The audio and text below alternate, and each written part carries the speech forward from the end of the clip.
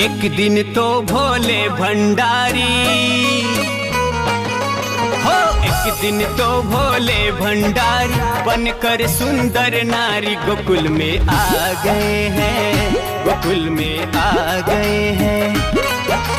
पार्वती जी मना के हारी,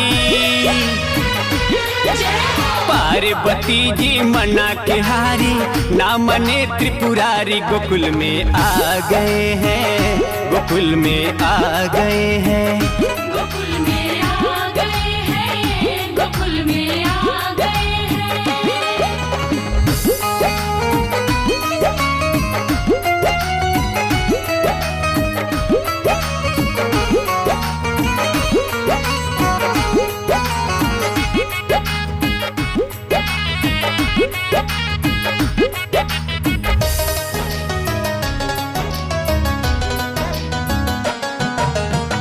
पार्वती से बोले भोले,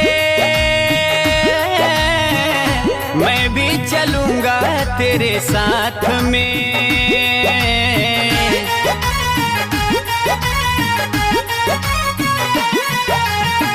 राधा संग श्याम नाचे, मैं भी नाचूंगा तेरे साथ में।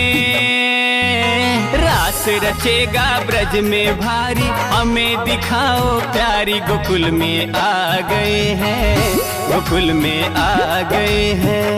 गोकुल में आ गए हैं, गोकुल में आ गए हैं।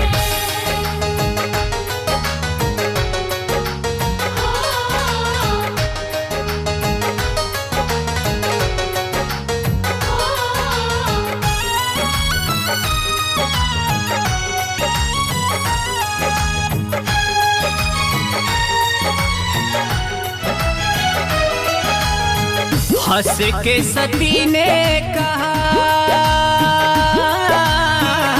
बलिहार जाऊं इस रूप में।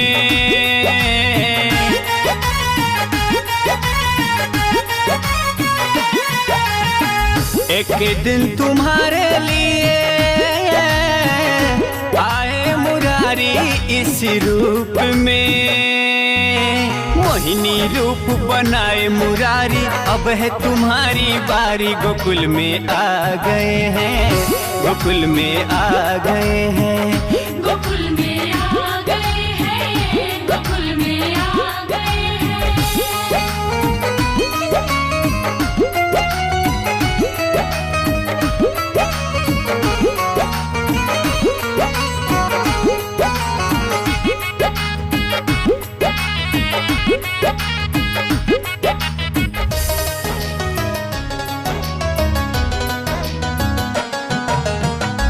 देखे मोहने जब समझ गए वो सारी बात रे।